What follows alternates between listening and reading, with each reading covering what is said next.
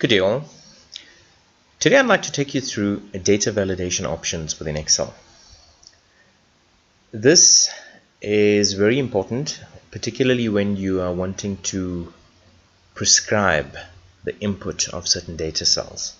So I will go through the basics. If we go to data, there's a data validation selection within data tools. If you click on the drop down, you have a data validation option, and there are three sections. The first is settings, where we select the type of data that we are wanting. Secondly, there's an input message. So when the cell is selected, you can convey a message to the user to indicate the action that needs to be taken. And then thirdly, and very importantly, there is an error alert that notifies the user when he's entering a value that's outside the settings range. So we will go through the basic settings.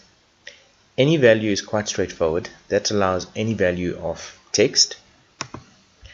There's a whole number option, and when we set the data range, we have a whole list that we could select: equals to, not equal to, greater than, depending on what we are looking for. So we can actually indicate between 1 and 5. Input message, and we'll just put in test.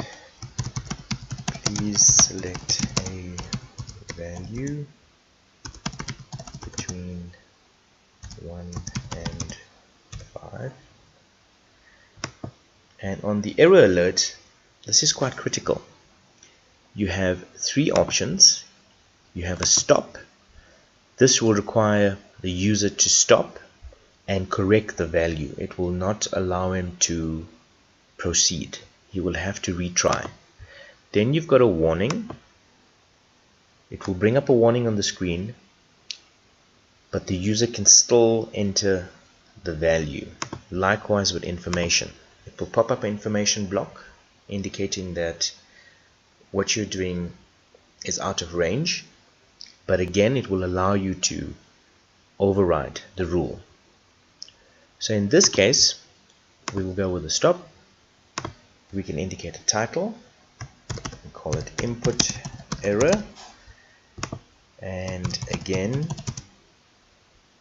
please input a value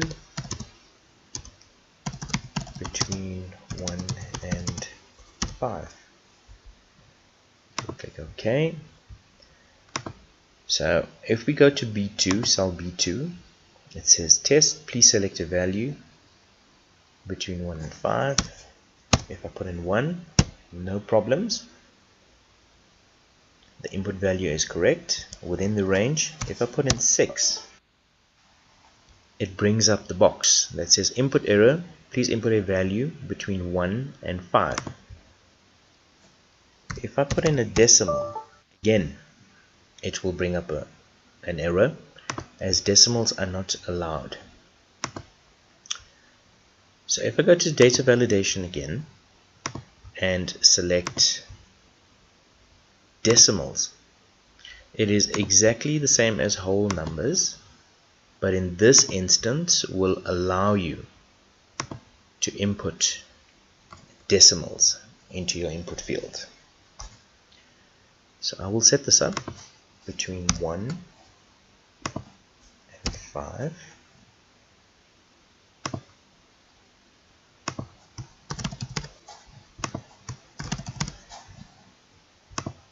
And again, we will put in a stop error alert.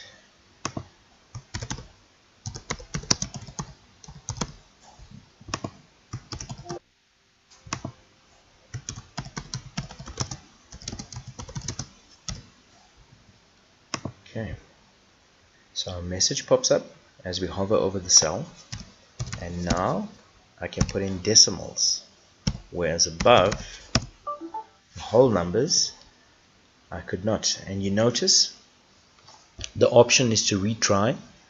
I cannot accept that value. If we proceed, we can also set up a list, and when we set up a list we have options to ignore the blanks and have an in cell drop down. So immediately it refers us to a source. So we could set up a quick data source.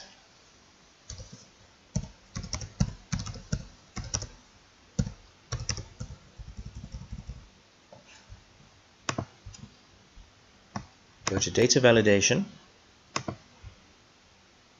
list,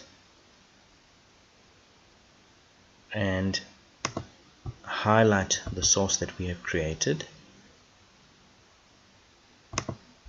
and click OK. So when we click over the cell, you will see that a little drop down appears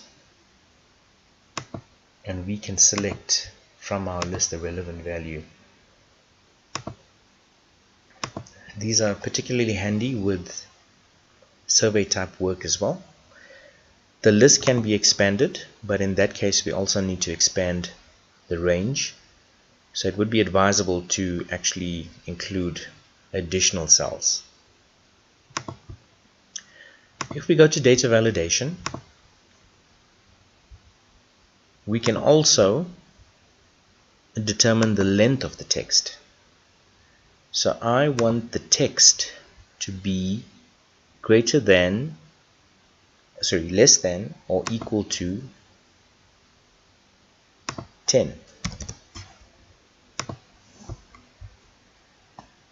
So if I type in 10 characters, not a problem. 1 character, not a problem. Excuse me. But if I type in greater than 10 characters, it will pop up a message that there's a data validation restriction, and I will obviously have to correct that.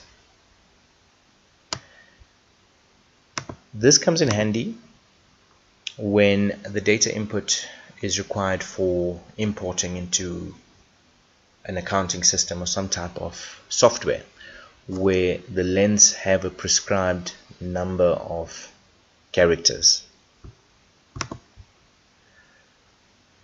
If you look further within data validation, there is a circle invalid data. So if we created our validations and we allowed users, be it in error, to actually override the validation. So I included a warning.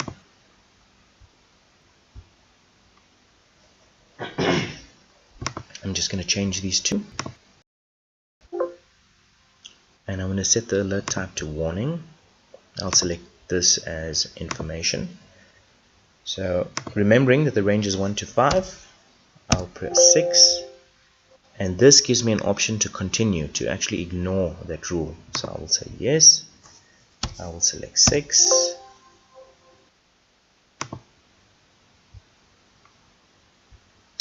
So when I receive the sheet, I can go to data validation and circle invalid data, and automatically it will indicate to me that these values captured have breached the data validation rules, and then I can follow that up and correct it. I hope you've enjoyed this video. Thank you for watching. Please again, don't forget to check out my other videos. You will find them very helpful and informative. And goodbye.